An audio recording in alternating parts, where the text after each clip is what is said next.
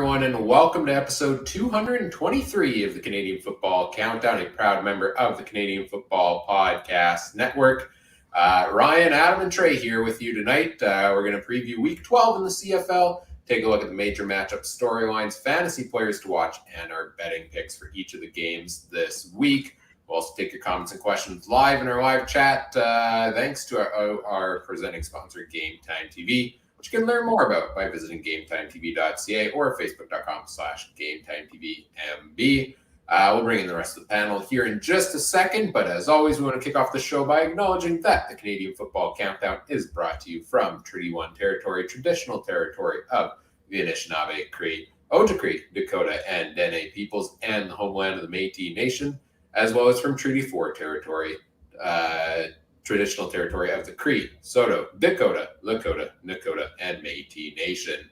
All right, I'm Ryan, joined this evening by, first of all, the great Adam Stewart. Adam, how are you tonight? Yeah, not doing too bad. Just got a little bit more canola swath. Had a little bit of rain, so we've been delayed a little bit in the old farming division, but back at swathing, so hopefully that goes well and get the old canola down so that we can make some more of those good old looking Ukrainian burgers that the Winnipeg Blue Bombers brought out this week. So, Trey, you having one of those on Thursday night? They look disgustingly good. Like if they're, I don't know, man. I want to, but I don't know. I will see.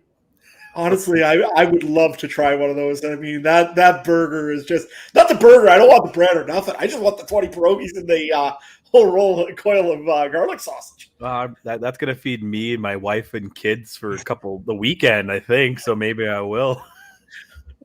I love this obsession the stadiums have with big food items now, like the Walby burger. Like seeing people tackle that one, it just looks like a heart attack in a meal.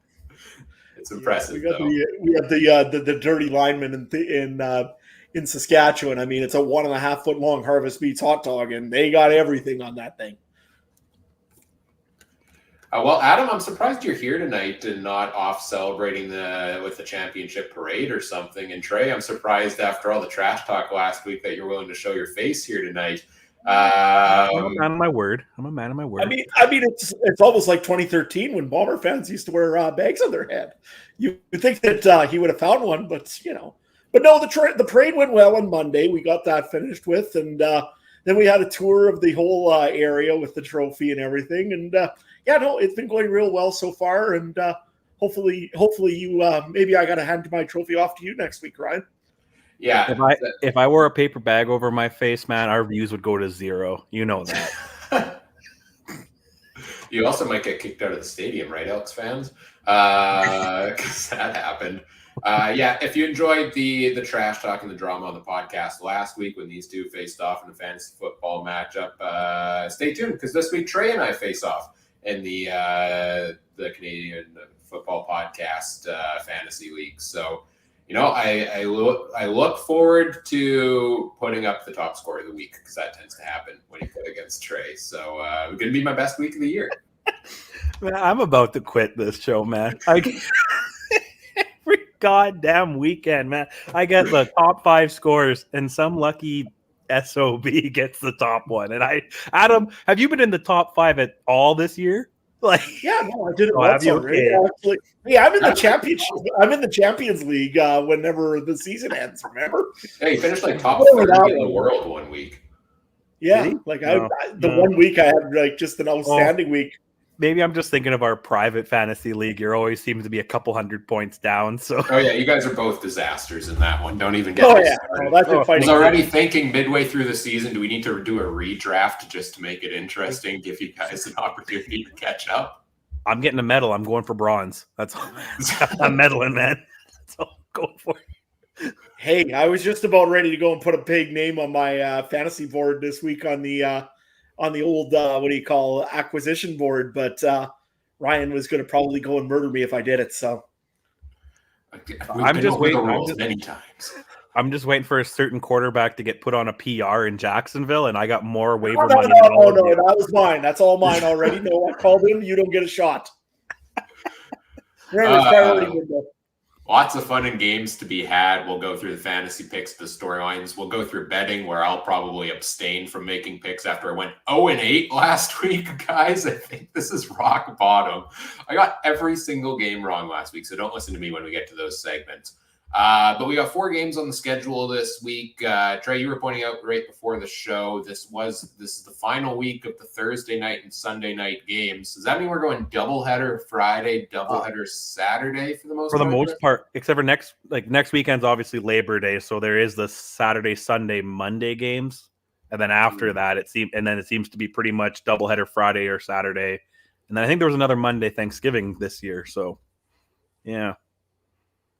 But yeah, I liked the schedule. I liked the summer schedule we had with the 4 different days. I thought it was nice to.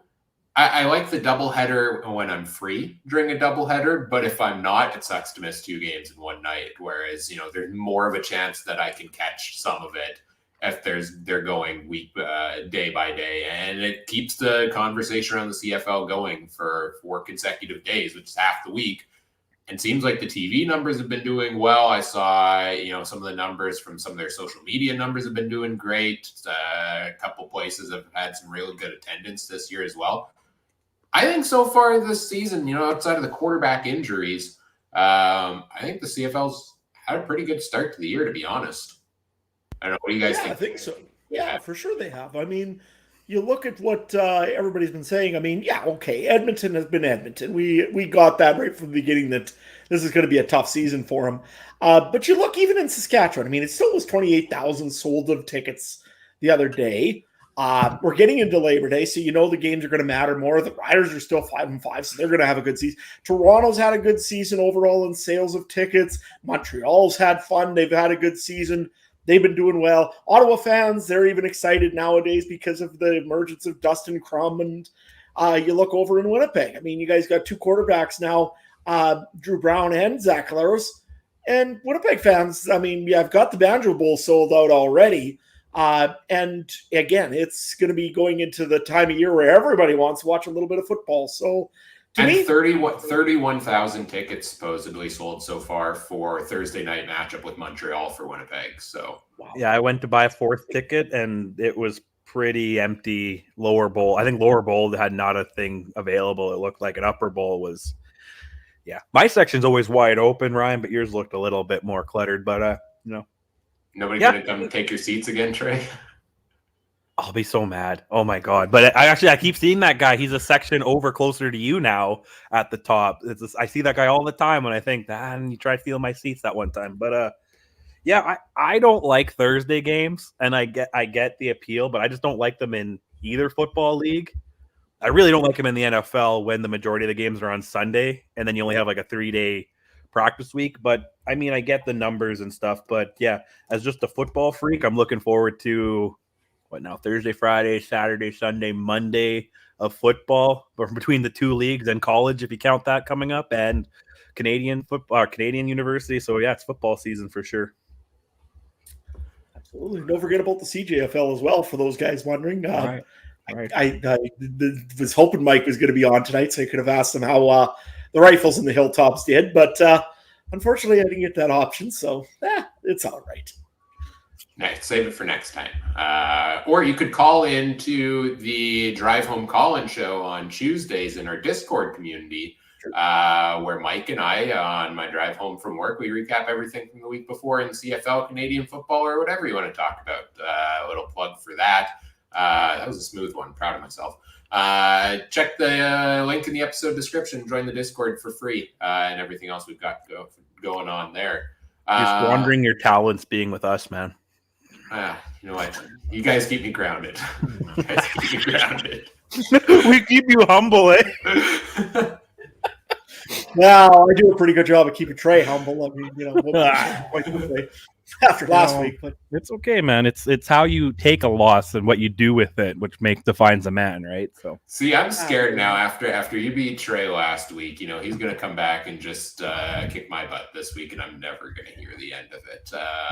So let's get on to this week's games. In the meantime, first game of the week, we talked about the high ticket sales already, but Montreal's coming to Winnipeg Thursday night. Game is at 8:30 Eastern time. Adam, you're a storyline guy. What do we got here in this game?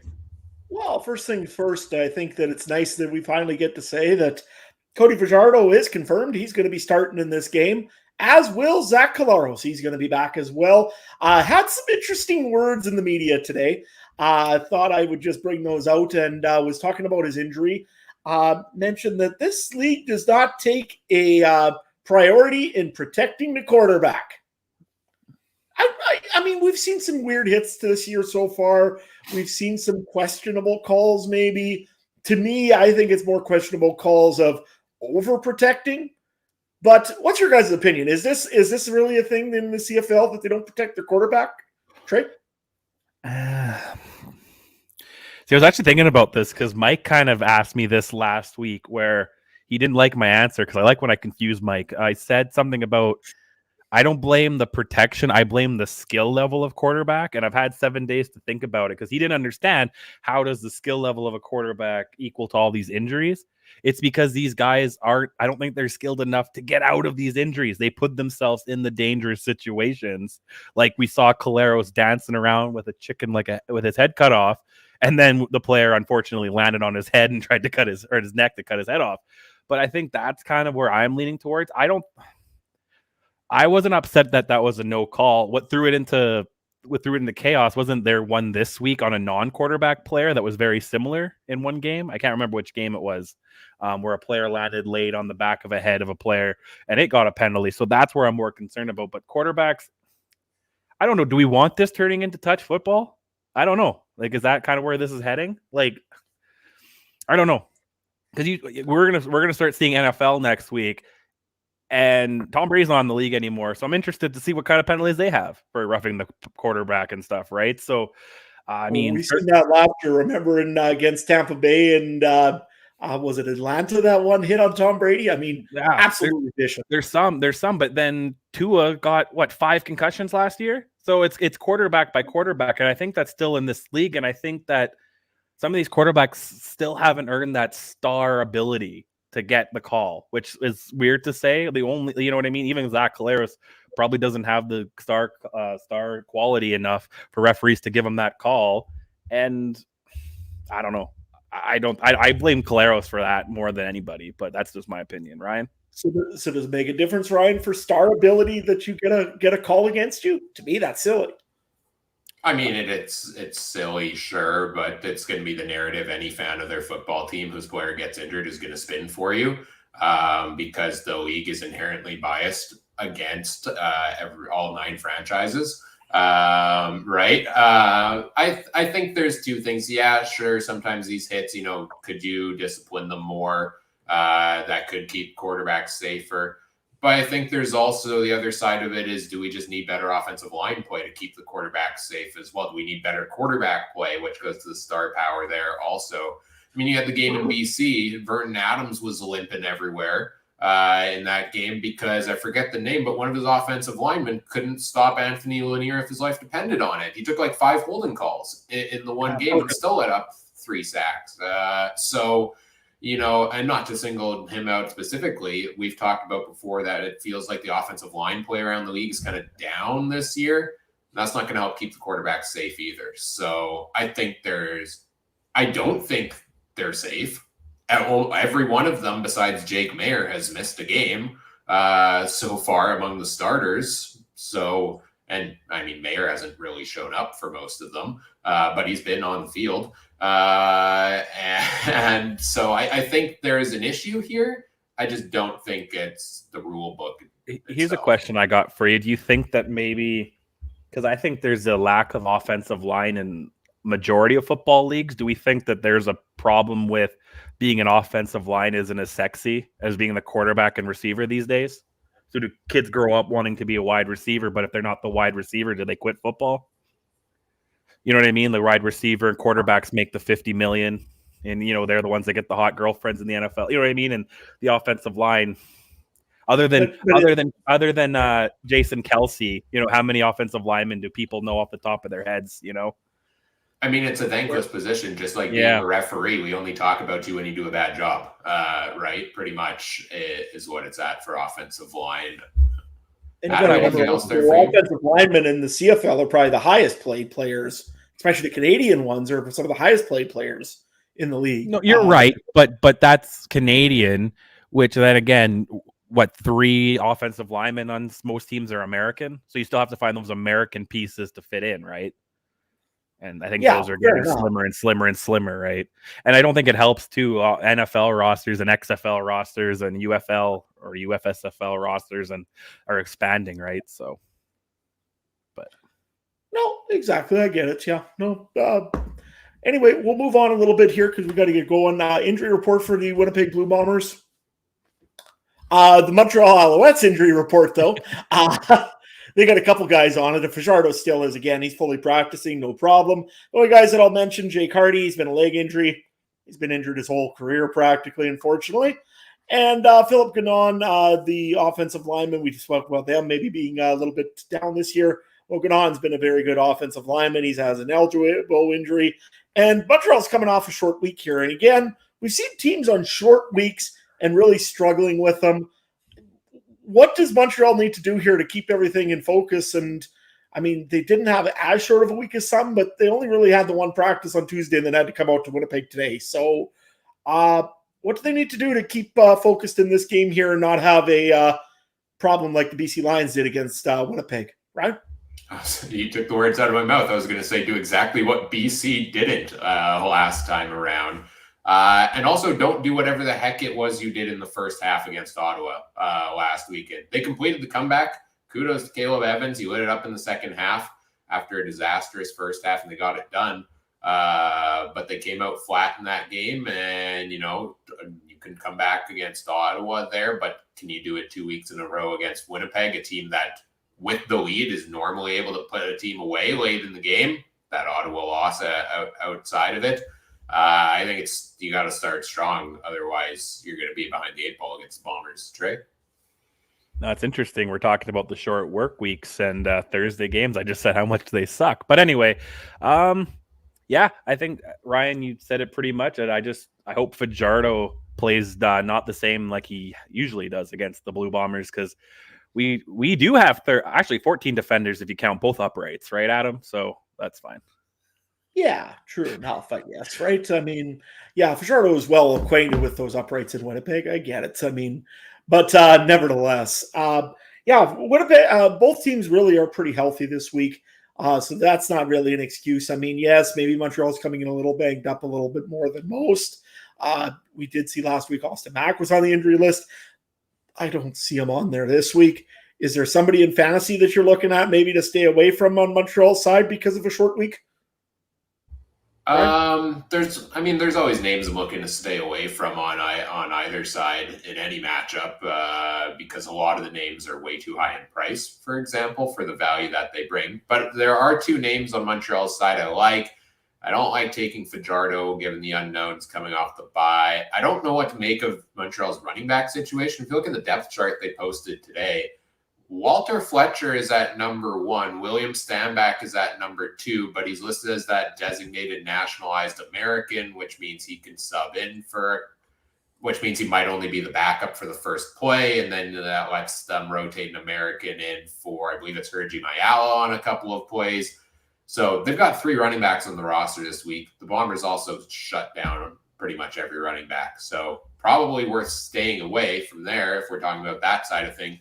But 2 names on Montreal I do like. The first one is Austin Mack. He had a couple down weeks target-wise. I said to stay away from him last week. Adam, I'll give you credit. You picked him as a player to watch. You were absolutely right.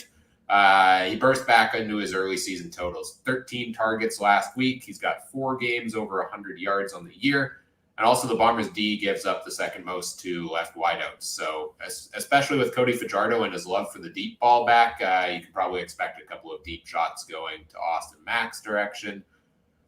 I also like Tyson Philpott as one of the cheapest value plays available at $4,000. He still, hasn't really delivered yet this year, especially nearly close to what he did last season. But he's averaged 4 targets a game in his last 3, and if he catches a couple balls, 2 catches for 40 yards or 3 catches for 30 yards gets you your value. So value's hard to come by these days in CFL fantasy, especially with Jareth Stearns on a bye. I think that might be one of the best options if you need to save some cash.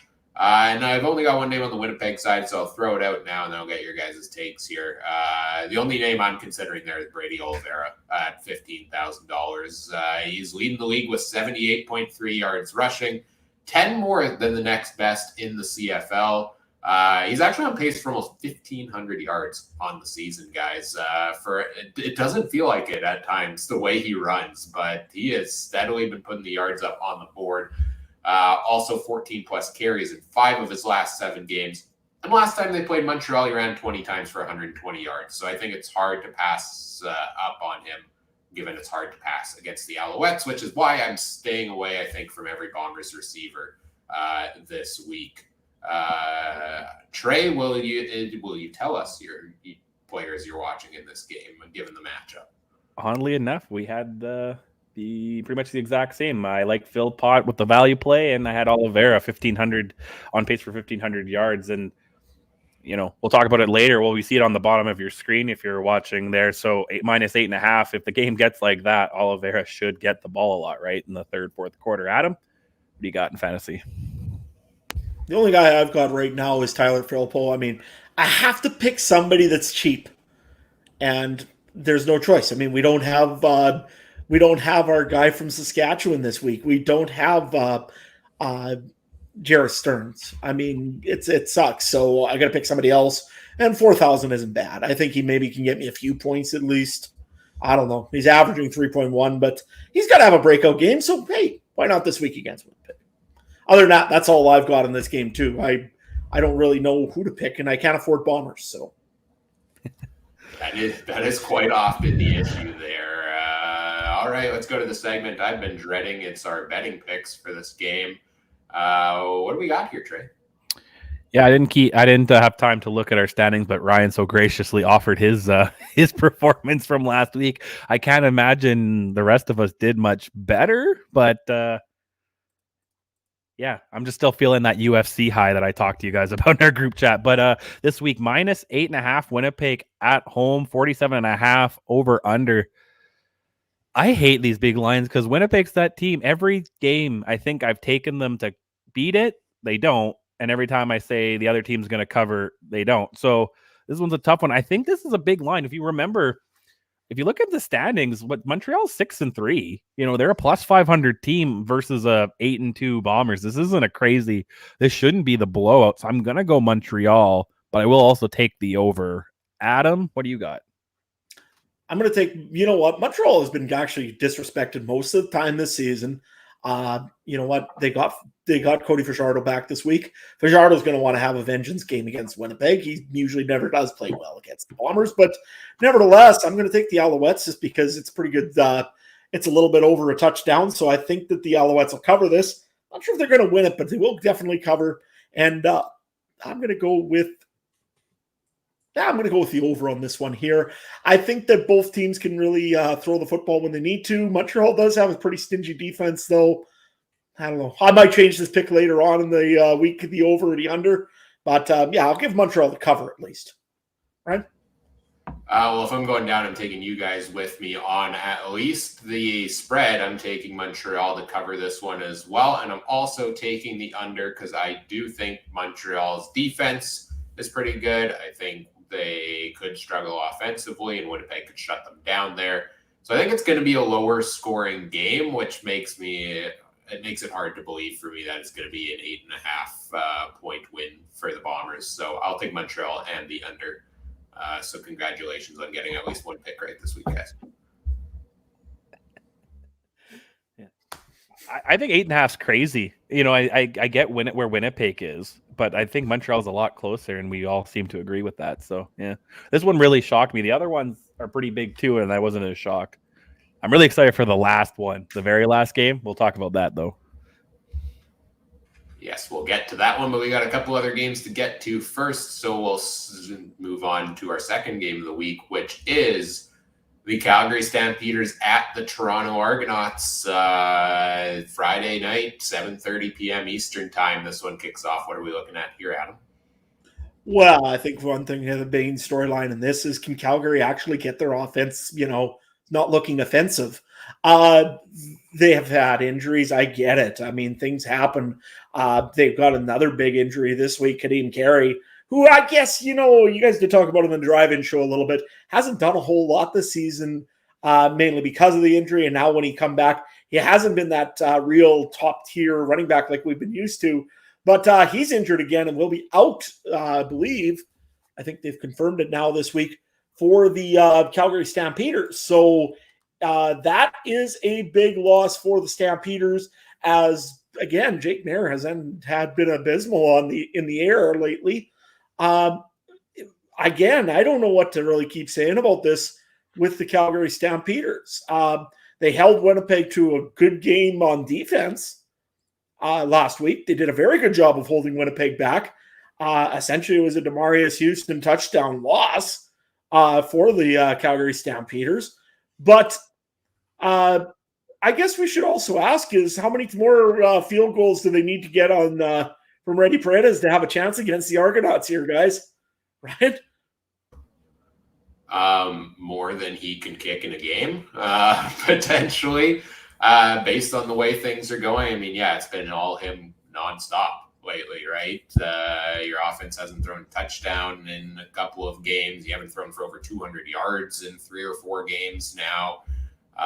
It's interesting having Kadeem Carey out, especially for this matchup. The biggest interesting thing to me is Calgary won this game against Toronto last time. And by that, I mean, Dedrick Mills won this game for Calgary last time with 27 carries in a monster game in that one. So,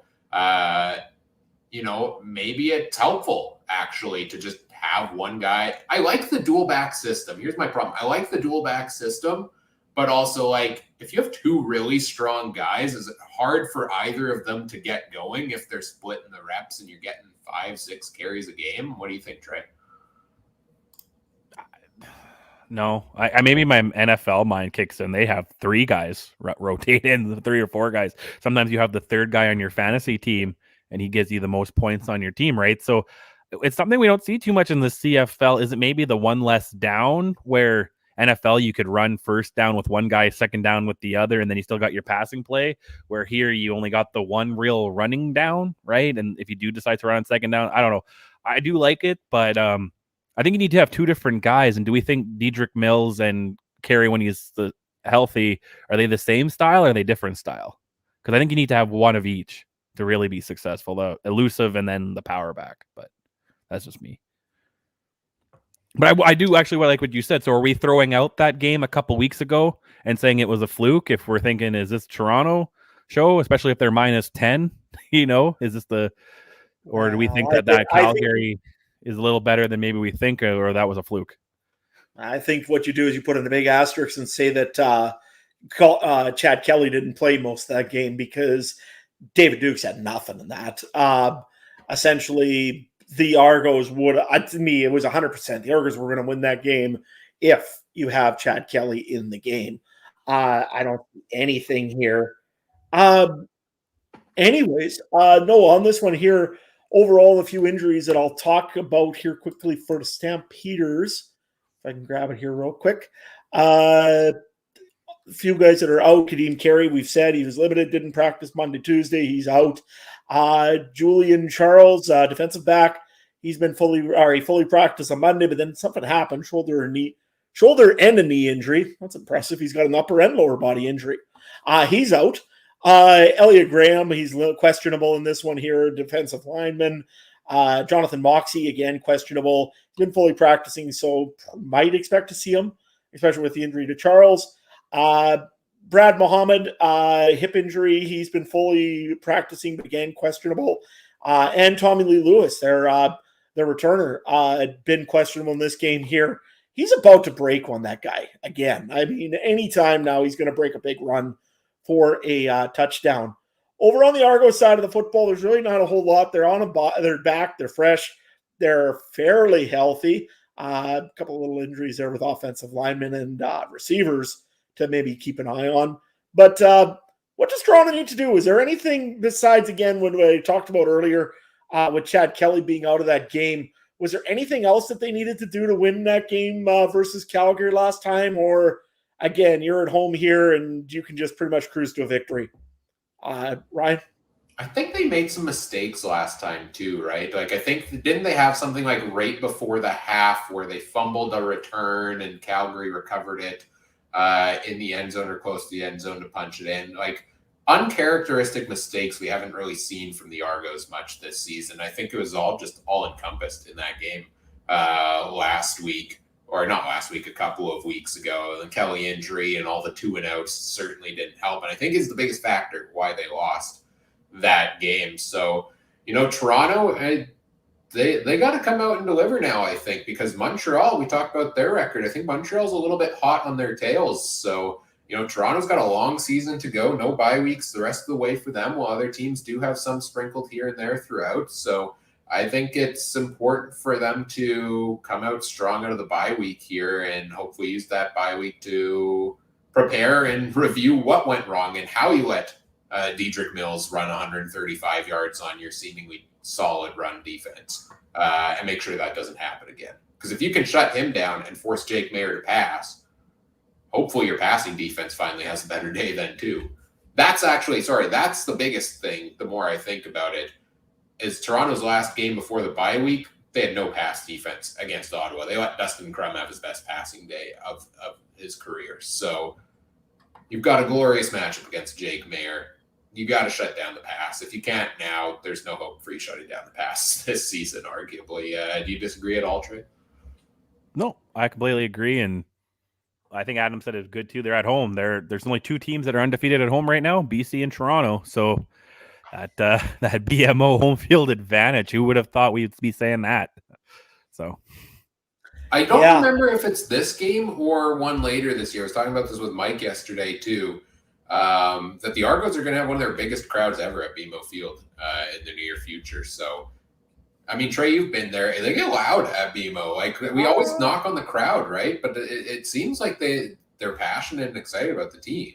You know what? It really not annoyed, but they have those metal bleachers, and they were kicking them, like the stomping on them, and that really made it louder.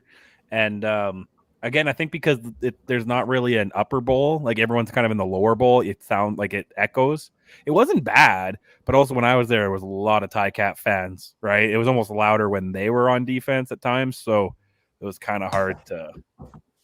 It was no Mosaic and no IG. Like, I'll tell you that. It was probably when I was at McMahon, I put it around there where McMahon is now. So, which is pretty good because, I mean, McMahon usually can be a pretty loud stadium. I know even with when you used to go there when Saskatchewan showed up, especially, I mean, Rider fans, Stamp fans, mostly yelling at each other.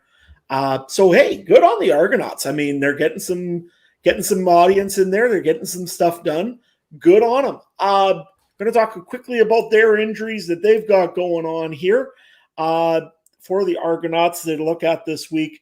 The guys that are listed out for sure right now, Dylan Gillian, he's the offensive lineman. Chest injury, he's going to be out this week. You look also at two other guys maybe just keep an eye on here. DeMonte Coxey has been fully practicing, ankle injury. I don't know if they just put him on the list for the sake of putting him on the list. And the other guy to maybe keep an eye on too, and he's going to be questionable listed this week, is David Unger III. I know some guys are looking for value picks there.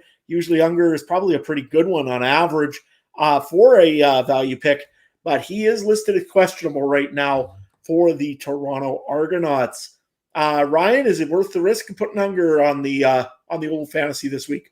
I almost had him on there for the cheaper price. I mean, it depends where he lines up. Last week, he finally got a start at left wideout, I think, or last game, and it worked out pretty well for him. Sorry, I have him at right wideout last game. Right, I think that's what happened in that one. Seems like he's got a couple big plays normally that he connects with Chad Kelly, but he's not the Argos receiver I did put on my list this week. It's Cam Phillips at $10,100 is the player I'm watching there. 23 targets in his last 3 games. We've been waiting for a receiver to break out as a go-to for the Argos. I think he could be one of them. How many people are going to chase DeVaris Daniels' 42-point fantasy performance from 2 weeks ago with 180 yards and 3 touchdowns? Probably a lot, but I don't chase a 3-touchdown game because they're unsustainable there. And so I'm going to stick with the guy who consistently gets a high volume. It's Cam Phillips, 18 fantasy points per game in his last 2 games. I like that, and I think it's a cheap value play there at 10,000 or an average play there. 2 names I've got on the Calgary side. Despite the offensive woes, I think there are some plays that could be higher risk but high reward this week. One of them is Trey Odom's Dukes at $11,600. And that is because I'm banking on, once again, the left slot back against the Argos being an absolute give and pick almost every single week. They give up 17.8 points per game to that slot. Odom's Dukes has had 2 down weeks in a row with this Stamps offense. And like I said before, if Mayer can't get the passing game going against the Argos pass defense, I don't know what he does this year. So high target share, glorious matchup. I think if they're going to get anything going, Odom's Dukes is going to be heavily involved. So I think it's a high risk, high reward at the price. And as soon as you mentioned Kadeem Carey being out, I did throw Dedrick Mills onto the watch list here as well, simply because of the volume he got last time out. Price is a bit high for me at 12,000, but I'd be considering taking a chance on it. Part of the reason is I think we've seen the 2 running backs the last couple of weeks, rotate through a little bit. And if Carey's out again, could this be Mills' shot to, if he comes out with another great game, go and say, yeah, I kind of deserve the bulk load of the workload going forward here. So if you can't pass, you got to run. If they stand a chance, they're going to need to get Mills involved. So I got him in the players to consider in this game as well. Adam, what about you? The only guy I've got right now for this whole thing. Well, actually, I got 2, I should say. I think that's it. Yep, 2 of them. I've got AJ Ouellette for the Argonauts because, again, the Stampeders traditionally are not the greatest at the run defense part of their game. They've been better, and they had a pretty good game against the Stampeders had a good game against them the other game against earlier this season. But we'll see how that one goes. And the other guy I've got is Markham Michel. He's got to break out, and he's probably the guy to do it for Calgary at the moment. I lost all confidence with Luther Conavanu when he dropped that football the other day. I don't know. I just can't pick him anymore. I don't know even if Markham Michel will do it, but I got to pick somebody. Trey, who are you throwing on your roster this week? I'm going to defer my time and throw something at you guys that we missed on the last game that I just saw on Twitter here. Paul Friesen, the Winnipeg Sun, reports that little-known fact that Thursday's game, the team balls will have tracking chips in them, and players will be fined if they throw them in the crowd. Just fun, interesting fact there that they don't even have great stats, but they're going to put more tracking chips in the football. So, real quick, fantasy, Ouellette and Kelly. And Mitchell. Same as what everyone's saying. That's interesting with the chips in there. How much do you want to bet that some player is going to forget that that's in there and throw the ball into the stands? I almost guarantee it. No, interesting. They got reminded of it. Now they'll purposely do it. Yeah, exactly.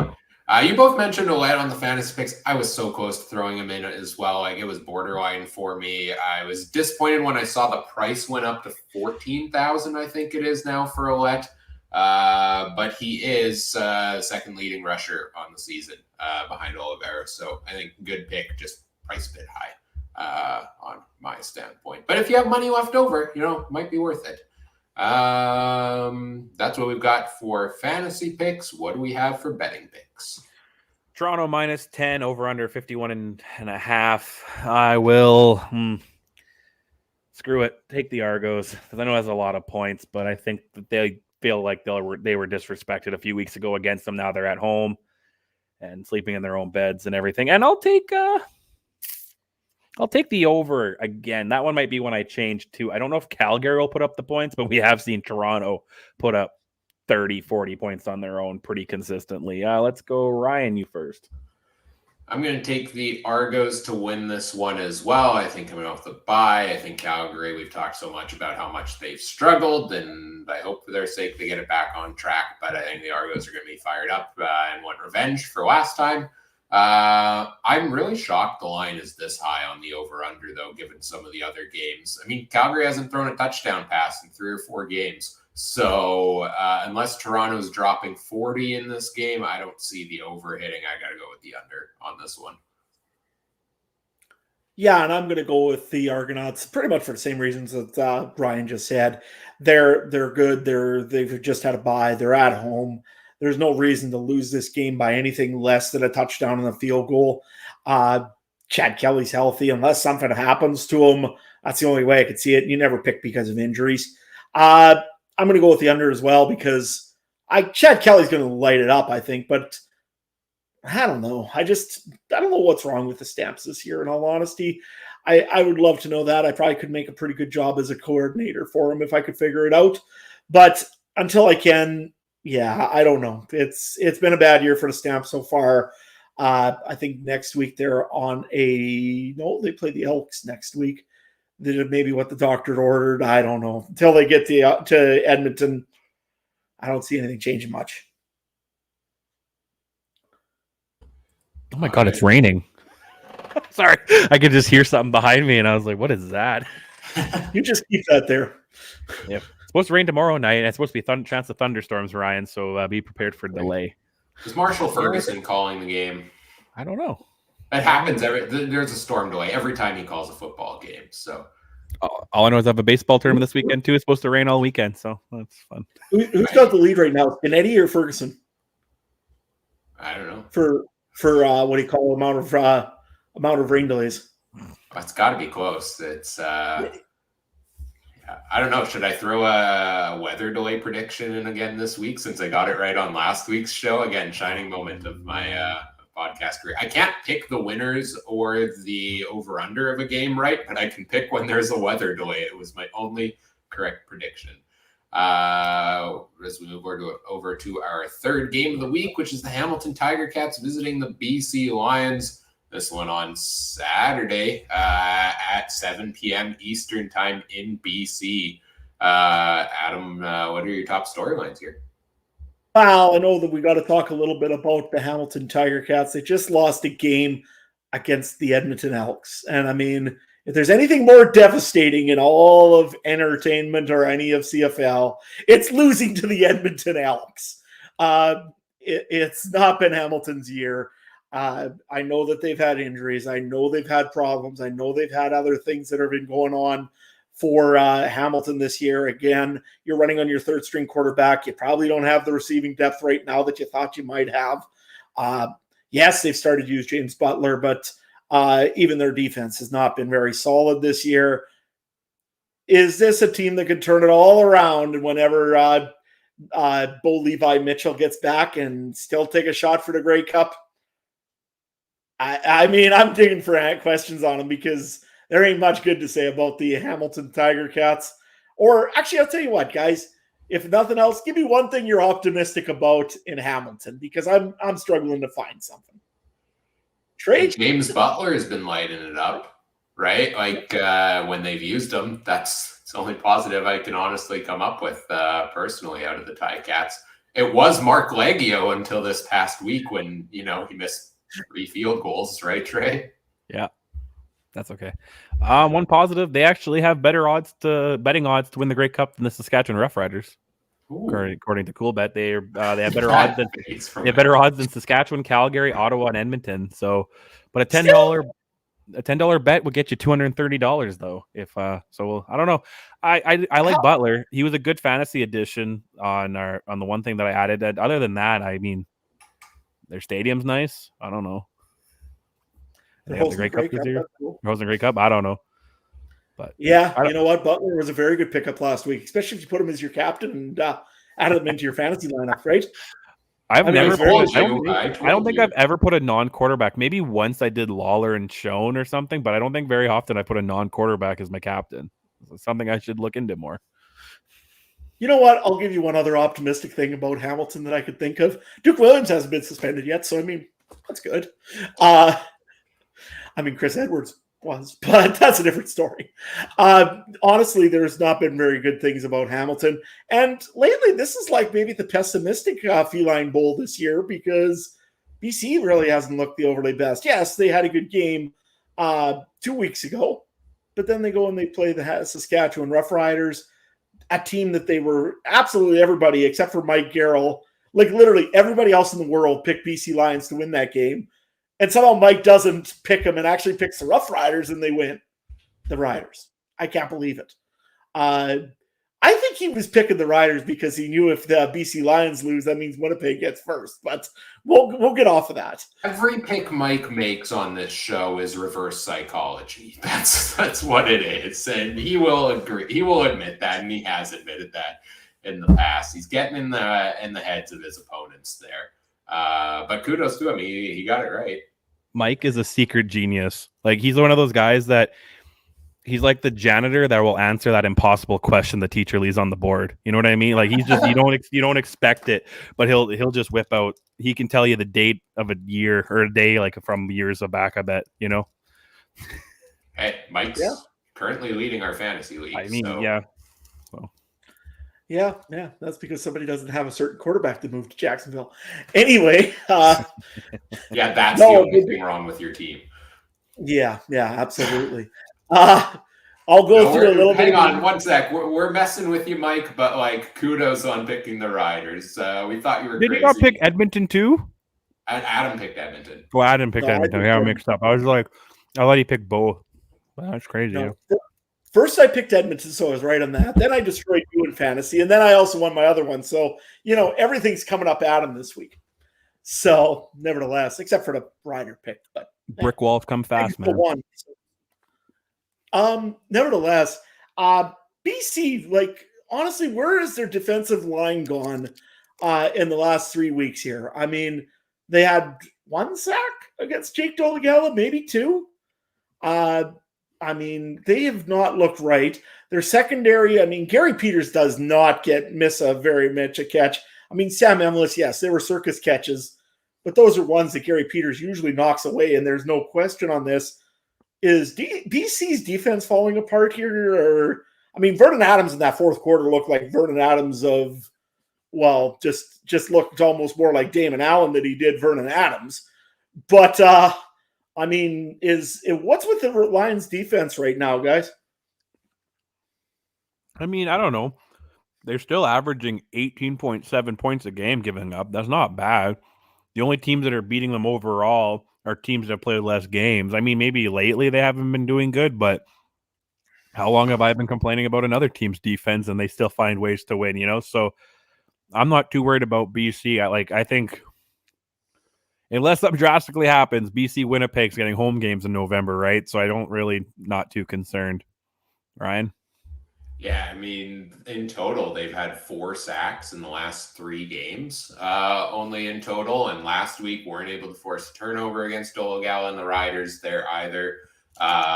So from a fantasy standpoint, 2 of their last 3 games with 0 points. Yeah, the Lions have definitely, the defense has regressed a little bit in recent weeks. I'm not too sure why that's happening either, but, I still think they can get it back on track, and VA has the ability to throw for 300, 400 yards a game, where even if this team gets into a shootout, I still like their chances more often than not to come out on top,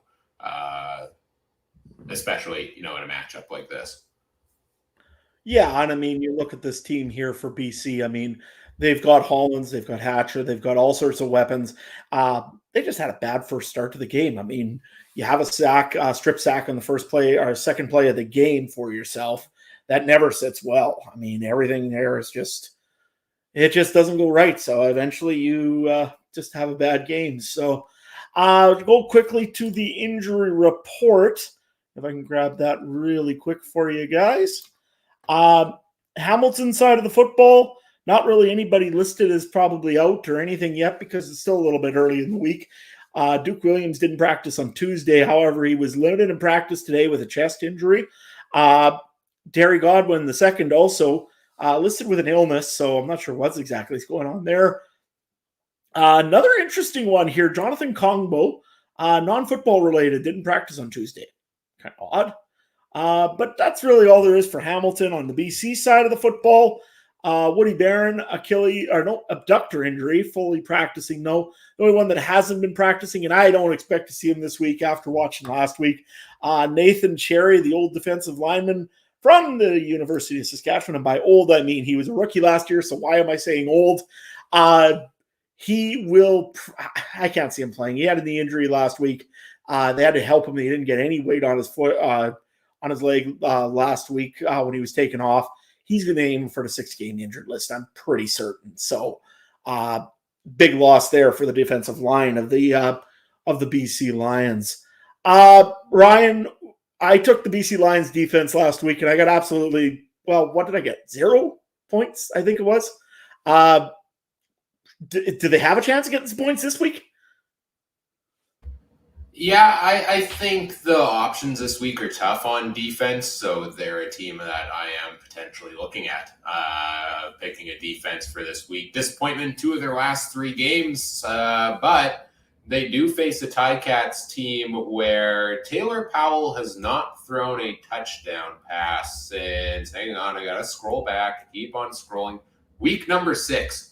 He came into the game after Matt Schultz went down, threw a touchdown pass on his first pass, and hasn't thrown one since. So the offense has not put up points on the board for the Ticats. They've struggled a lot. I think this Lions defense can force turnovers, and against Hamilton's offensive woes, I think they still have the talent on the D-line. They can get it back on track with a couple of sacks there.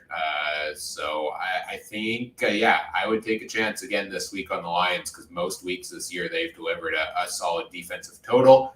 Other plays on the BC side that I like Vernon Adams Jr. at $15,000, back-to-back weeks over 27 points. The Ticats allow an average of 18.6 against, which is second worst in the league. 5 of the 8 games VA has played this year. That includes one game where he got injured pretty early against the Riders. He has put up 300-plus yards in 5 of his 8 games, 5 of the 7 that he's fully played in, and has 7 touchdowns in his last 2 games. So I think VA, almost as much as anybody, is a threat to put up 30 points any given week. And so is potentially Keon Hatcher, because at $13,500, he's averaged 11.6 targets in the last 3 games. He's got 21 fantasy points a game in his last 3 games. Any matchup Keon Hatcher is worth playing in. And it just so happens the Ticats give up the 3rd most in the league to left slot back. It's the most favorable matchup for VA to exploit in this game. So I'm going to probably throw him in my lineup once again this week if I can fit him in. And if you're trying to spend this much on a couple of BC Lions, maybe you need a value play, so you can take a look at Anthony Johnson on the Ticats if he is in the starting lineup, because he does come at $2,500, and he had 4 targets and 2 receptions last week.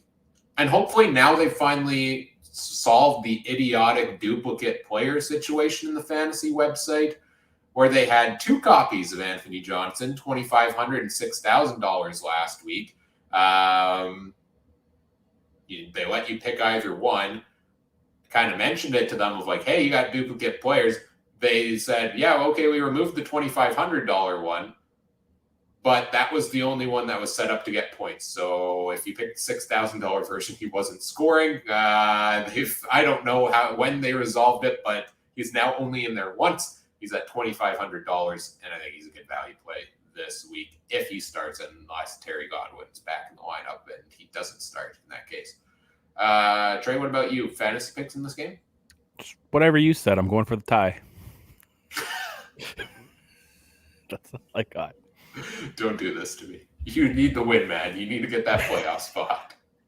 I honestly, I actually was just messing around. I was looking at something else. So Hamilton has the same odds to win the Grey Cup as the Denver Broncos do having to win the AFC. So, I mean, that's a positive, because there ain't no way Russell Wilson's winning the AFC. So, but yeah, I have Mizzle. That's it. Oh, and Mizzle. That's it. All right, Adam, what about you? That's all you need to know, Ryan. Anyway. Got all the stats, man. I can look it up myself. I know, but you don't need to know what I actually have. Maybe I don't have Mizzle. Maybe that's misdirection. Maybe I'll just. You realize Ryan wrote the book on. That's Ryan fine. wrote the book on fantasy, That's right? That's fine.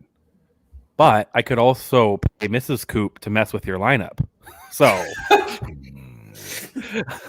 I'm not below that. Like I'm not, you know. How do you know she's not the one setting my lineup every week? That's actually funny. I actually saw a TikTok about that where a fantasy rule is where the girlfriends or wives have to do the draft. Oh, And then the boyfriends manage it. But anyway, yeah, sorry, Adam. Fight for Brady still, I would imagine. Anyways, no, the only guy I got is Taquan Mizell. I will pronounce your name right because I had to now. Anyways, I've got him right now on my fantasy list. I do have the BC Lions defense on my fantasy list because I think this is a team that the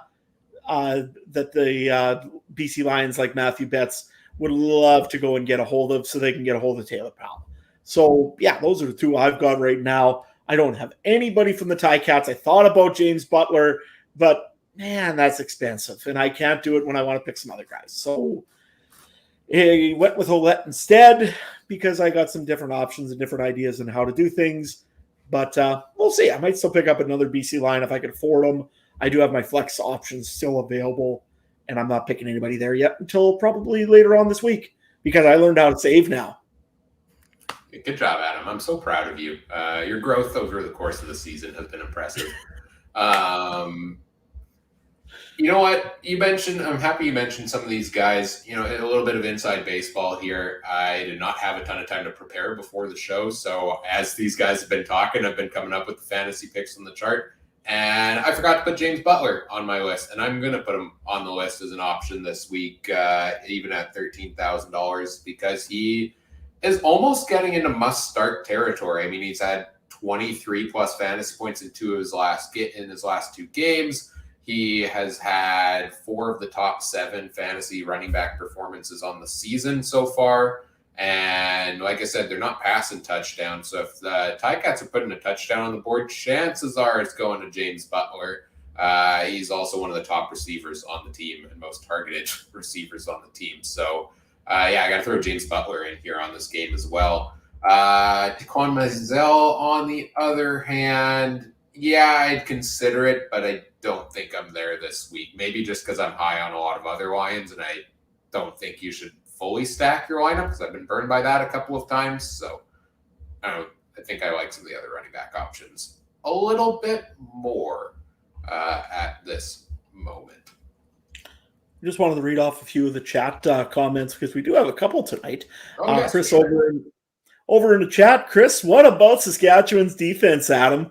5 sacks. I know I'd rather like to get him out of get that defense out of Ryan, but he had to pick him first in the defenses this year in the fantasy. So that ain't gonna work.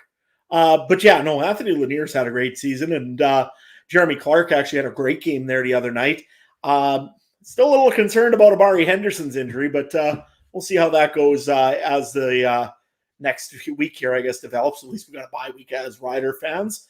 And the secondary there also, Jacob Dalkey really did also impress me the other night there against the BC Lions. I'm just going to take a look if there's anything else here. Richard, I know it's 17 points off turnovers, and I know that's probably why Ryan is probably not as high on Jake Dolegala as others, because there were short fields for the Saskatchewan Roughriders. But I'm still a fan of Jake Dolegala, so I hope he plays during Labor Day. I know that you shouldn't lose your job to injury, but you know what? He had a good game. You got to give him another one.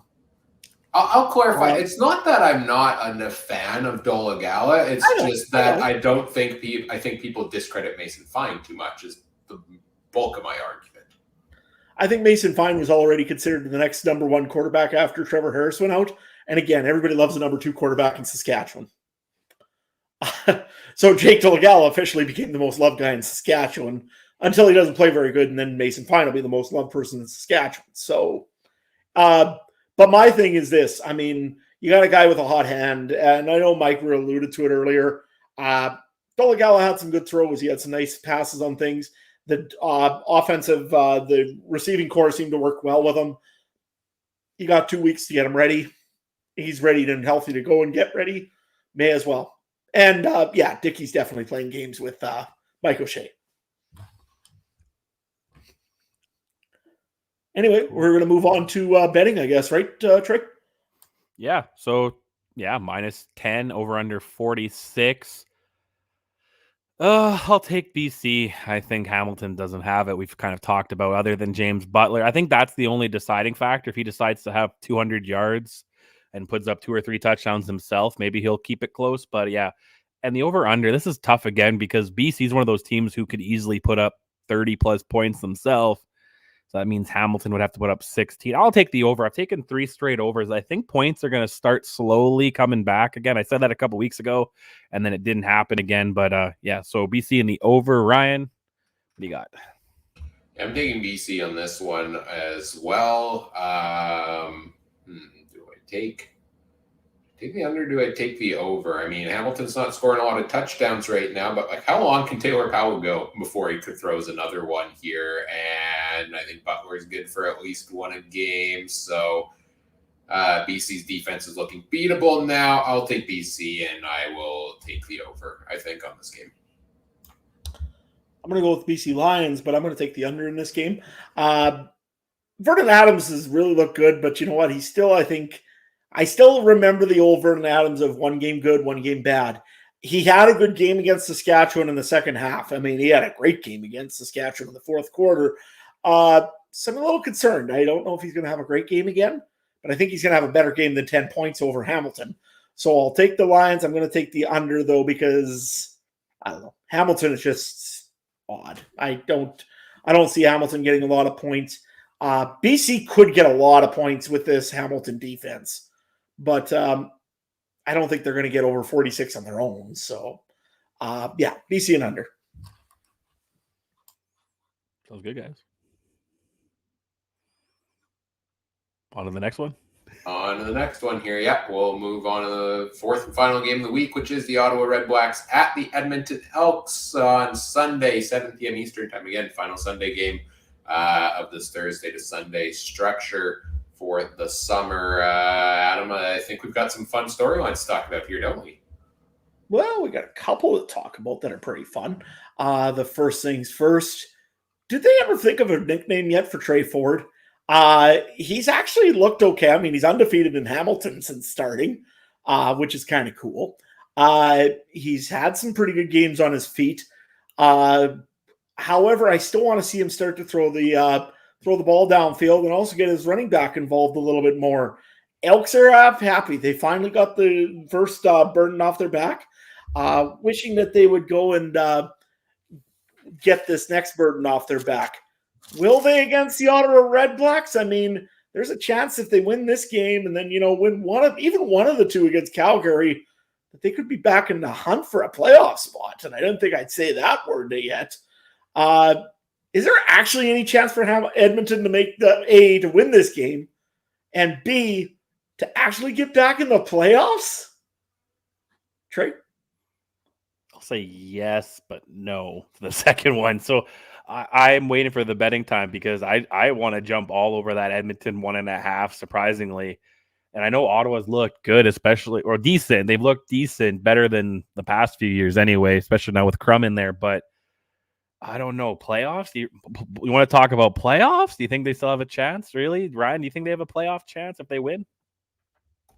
Well, Mike and I talked about this quite a bit yesterday as well, and I think the consensus between us was it was going to be easier if Saskatchewan didn't win this week to catch them there, but their best bet is probably that crossover, and beating Ottawa certainly helps. And if the Redblacks keep finding ways to lose these close games, they're going to struggle to make the playoffs there as well. They've got, 3 wins on the season, and yet we're hyping up Ottawa and everything they've had so far this year.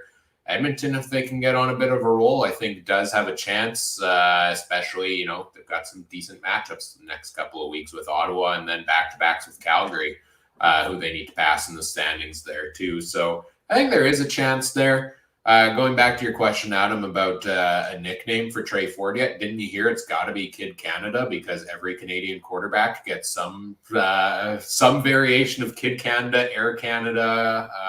We just cycle through them all, That's what Nathan Rourke is being called. That's what Brandon Bridge was called. That's what we got to start getting the other airlines in there. Like who's WestJet? Who's Flair Airlines quarterback? This podcast is not in any way sponsored by any of these, flight companies, but they could be. All you got to do is call. Anyways, all 555. No, actually, you know what? I was listening to some podcasts just while I was working there, and one actually had a pretty good nickname. Was Dr. Trey. I didn't mind that. That wasn't bad. So, nevertheless, the injury report for the Edmonton Elks. Just taking a quick look here. Dean Faithful, their kicker. That's not really a great thing when you have an ankle injury and you didn't practice as a kicker. That probably doesn't end well. And then we also have Daniel Ross, defensive lineman. Elbow injury, didn't practice today. Also, Eli Mercer did not practice today. He's got a calf injury. Woody Appleton did practice, and same thing with Josiah St. John. Oh, I hope they're not getting back to Josiah St. John for injury-wise over for them. The Ottawa side of the football, remember when we always used to go and say, the Ottawa Redblacks, their defense is really good, but their offense is terrible? It seems to have flipped lately. I mean, Dustin Crum has had some pretty good games, had quite a few passing yards, but just can't seem to finish these games off. But that's mainly because the defense can't hold any team back, it seems like a little bit here. What's going on with Ottawa, and why did they what's with the big change here? I mean, is Crum just getting that more comfortable with the team? And if so, what's gone wrong with the defense? Guys? You can go first, Ryan, if you got thoughts. I don't really know. It's part of the problem with Ottawa's defense. Coming into this year, I expected them to be better. They've looked great against the run for the most part, but they can't stop anything against the pass. Like that game against Toronto a couple of weeks ago, the receivers were wide open more than you ever really see in a game there. So I think this is something that obviously is hurting them. The offense is doing stuff, but they're not also putting a ton of points on the board either. At times necessarily as exciting as Crum's been with the comebacks. I think a mix of the defense letting them down, the offense not quite doing enough at times is all kind of combined together to lead to them losing these short football games. I see that. It's a long season too. 18 games over 21 weeks or something like that, right? So I think that, things are going to fluctuate. That's all I got. Yeah, I think that's kind of part of it too. I mean, Ottawa's offenses look good to an extent. I mean, they still have some receivers that I think need to get going. I know you guys mentioned Shaq Evans the other day. I mean, I think that's probably maybe one of the bigger ones that I'm very surprised with how he's been playing this season. Yes, I know he's been injured, but that's one I'm kind of amazed about. But it really hasn't been in Dustin Crum, and I really like that he's definitely come out and is maybe starting to look like one of those quarterbacks that we might be having to talk about for maybe a few years in the CFL, which is always a good thing. It's nice to have some new quarterbacks in. For the Redblacks, injury-wise, we have Braylon Addison. He's still not playing, is he? I mean, he's listed as fully going and everything else now.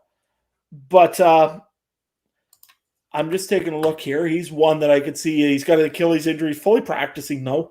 Nate Bahar didn't practice this week. He's got an injury for the Achilles. Tobias Harris, he hasn't practiced so far. Rib injury. Who else do we have on this list here?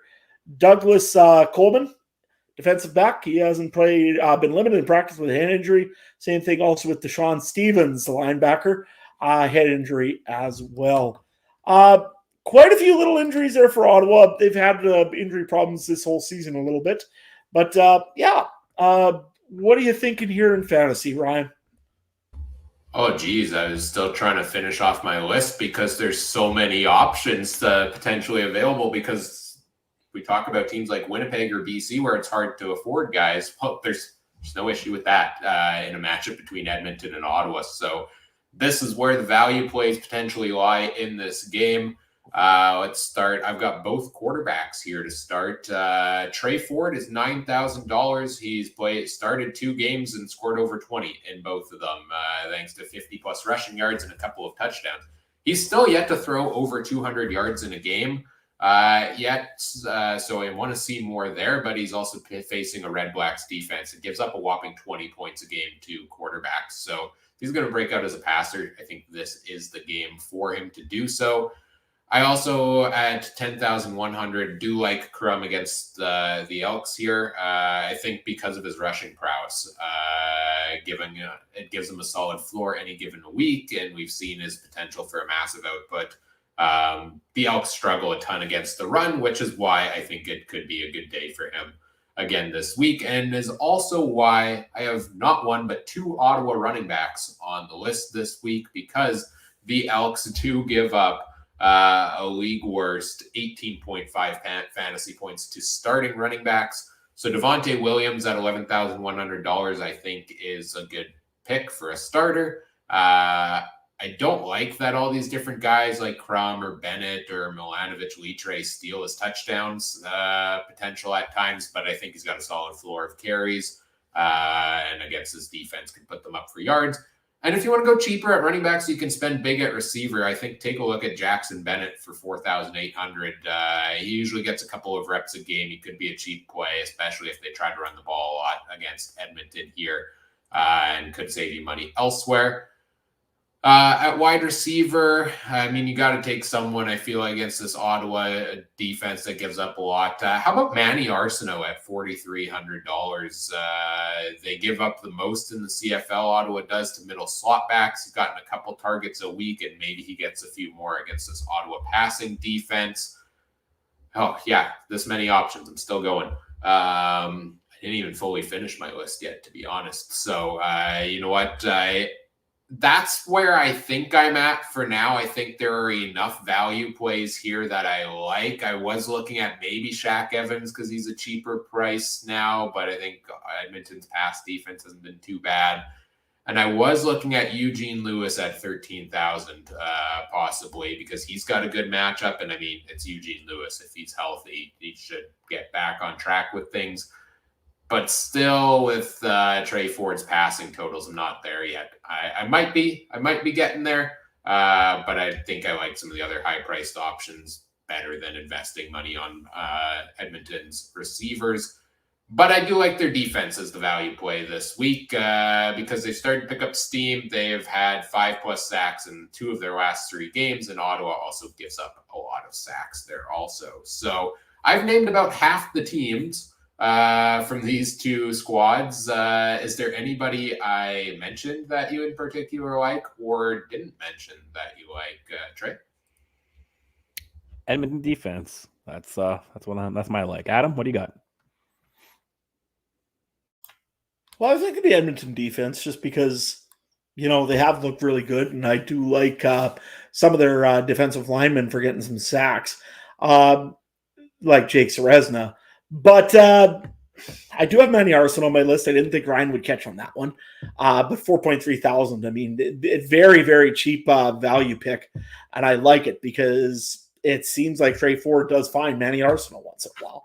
So I'll go with that one. And for Ottawa on that side, I was looking at Jalen Acklin. He's been reasonably priced, usually not bad. And again, he's done some stuff for Ottawa lately.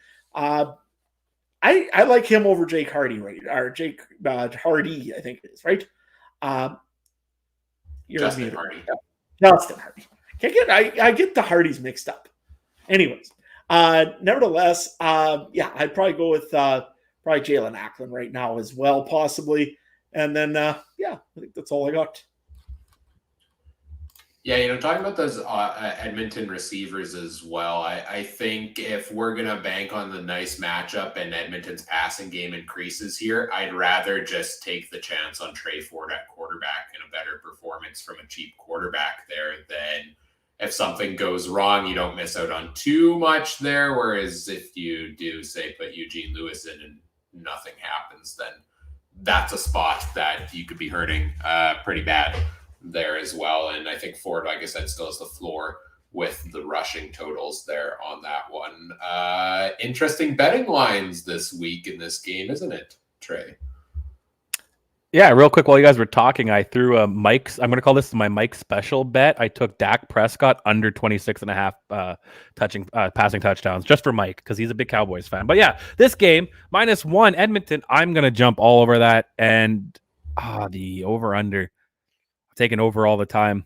This one's a low one. I'll take the over again. I don't care about the over-under, guys, but I want you guys to both take my hand and jump in the deep end with me. Are we going to take Edmonton getting their first home win, or are you guys going against me, Ryan?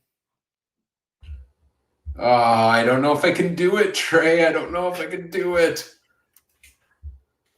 I can do it. What the heck? I went 0-8 last week. I'm in. Let's do it. Over-under. I'll ride with you fully here. I'll take the over. I'm going with Edmonton the over. I picked a lot of fantasy players from this game in my players to watch, so I think I gotta go with the over. Adam, join us. Join the dark side, Adam. I was the OG guy that called the Edmonton win last week. No. They're not going to win this week. Ottawa's going to win it. I'm sorry, guys. But no, Ottawa's still going to win this. The streak's going to continue. I am sorry about this right now to all of the good people from the Turf District because I've got to play one this week. But you know what? Sorry. Ottawa's going to win this one. Ottawa has been playing very good football.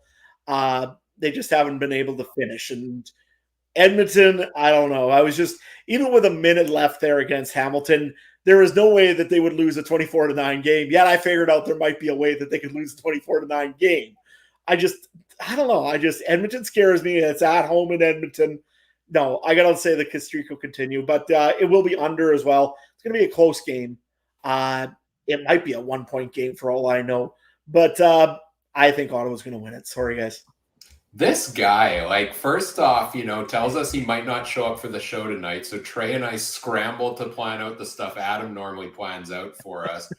Then we get here and Adam's just sitting here waiting for us.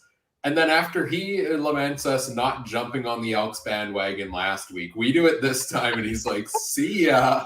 Yeah, we got a stern talking to before the show about how we didn't trust them last week. And now just setting them up for the biggest disappointment of their life. You just drove the car straight off the cliff and jumped off at the last second, man. Looking down at the cliff. Oh yeah, there's Trey and Ryan. Can't believe they jumped in with me. I said take them last week, not this week, guys. But yeah, it was last week. I mean, I am the leader at betting right now. I'm just saying. It's true. What? I'm not. No. I mean, you're not as bad as Mike, but yeah. CFL's been weird this year. Yeah. I don't know. It's just the parity in the league, right? So, yep. Yeah. Hey, Mike picked the Riders to win. I picked but I failed every pick last week. I think I'm the worst currently out of everybody percentage-wise. We got a YouTube comment here. Jeff saying Jeff's going to be attending first game at IG Field tomorrow. So, if you're sitting up in the 2:30s-ish area, come meet Trey and I. We like to, good old halftime meetups in the stands. Seems to be a thing that happens with members of our community. So, or the Rum Hut. Just meet me at the Rum Hut. Yeah.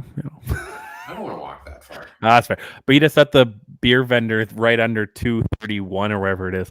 That's my guy right there. I think Mike's going to be at the game tomorrow too. So if you're into Mike, you might run into Mike around the stadium as well. But yeah, enjoy the time here in Winnipeg. Enjoy the game. Should be a couple fun games this week. If you run into me though, you got some serious questions, or I got a real doppelganger. Make sure you say hi to my doppelganger. He'll probably be in section 220 or 215, somewhere around there. Make sure you go look for him. Definitely. Adam's twins got the sweet box, man. You got the box seats right at the 55-yard line. Absolutely. That farmer cash. The guy throwing popcorn at my head every game, sitting right behind me. I knew it looked familiar. One day I'll swap with him, and then you guys won't ever realize. Section 224. I can't remember. I don't know what side. I think that's our side, but I don't remember either. So it's okay. I mean, Section 117, if you're ever in a Rider game, probably I might be there, but You know what? While we do our wrap up, I'll check Ticketmaster and I'll see where we all are here. Oh, no, we're not doing wrap up first, Ryan, or Trey. Oh, I forgot. We got wrap up. Oh, yeah, we got some stuff to talk about. We're at an hour 20, guys. We're at an hour 20. We Just wrap enough it up. time to cover results to finish around an hour and 30 minutes in. Well, before we talk about, how good Adam did last week, let's talk about how terrible both of you continue to do week after week in our draft league, which is, Adam, you finished in last with 48 points. Your highest scorer on the week was Rene Paradis, who scored almost half your point total for the week. Also, by the way, Trey, thank you again for Rene Paredes. Otherwise, I'd have no points. Yeah, he carries your team. 19 points for you there. From him of your 48. Trey, you had 57.8 on the week. You were so hyped up on Drew Brown, and he disappointed you there. And now he's back to being a backup. Oh, man. James Butler made up the majority of your point total at 23.6. That's been a good pick for you so far. I had the next lowest at 78.6. VA put up 30.6. The rest of my lineup was a little bit lackluster there. And Mike's just consistent across the board. Trey Ford, Keon Hatcher, his biggest players, he put up 91.6. He continues to lead the way with 937.9 points overall. I'm about 15 points back behind him. Trey, you're 150 points behind me, I believe. And Adam, you're another 70 points behind him. So, okay. Bronze medal, boys. Bronze medal. Yeah, still in the rearview mirror. Where's the relegation round? Probably be a good choice at this point.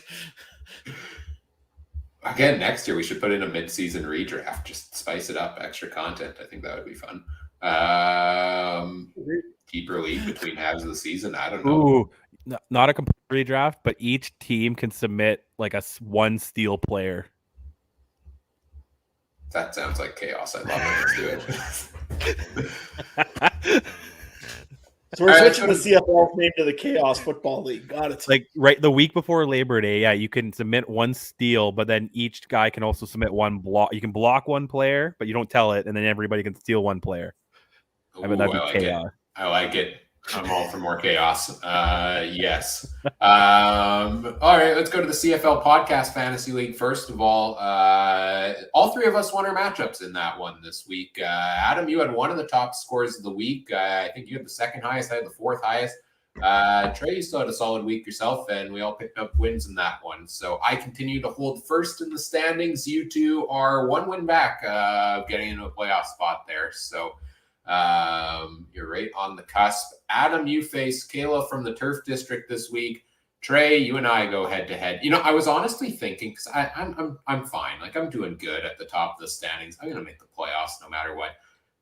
Do I throw the matchup to Trey this week? Help him out a little bit. But then I'm also not doing great in our Discord league, so I need the win there. So sorry, Trey. Doesn't matter. Take the L this week. I don't know. Hey, Adam, as somebody with experience, any tips on how to wipe the floor with Trey in fantasy? Well, what I would suggest is just don't think like Trey. Pick people that are from Toronto, first of all. Secondly, I wouldn't pick very many Blue Bombers because, he likes those. And thirdly, just pick a running back as a captain, and that works real well too. So I didn't pick a single Argo because they were on buys, and I'm pretty sure Drew Brown might have been my only bomber, so I don't know what we're talking about here.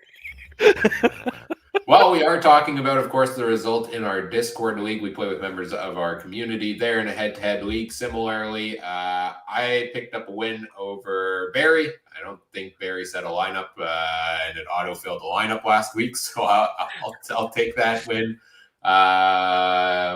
Mike won his matchup against Extreme 88. That was a close game as well. And Adam and Trey went head-to-head, and yes, Adam did put up the top score of the week in that one.